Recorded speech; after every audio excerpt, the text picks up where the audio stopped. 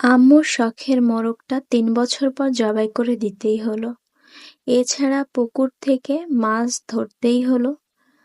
তো কেন মুরগিটা জবাই করলাম, পুকুর থেকে মাছ ধরলাম, সে সকল ডিটেইলস নিয়ে আজকের ভিডিওটা। হ্যালো ভিউয়ার্স, আসসালামু আলাইকুম, welcome to my new videos. ভিডিওটা ভালো লাগলে অবশ্যই লাইক কমেন্ট শেয়ার করে দিবেন। তো এই তো সকালবেলা উঠে আমাদের নাস্তা ছিল লুচি, সেমাই, কাঁঠাল, আলু ভাজি, ডিম ভাজি, এই সকল কিছু দিয়ে নাস্তা করছিল সকালে সবাই। এছাড়া পরোটা, রুটি সবই ছিল।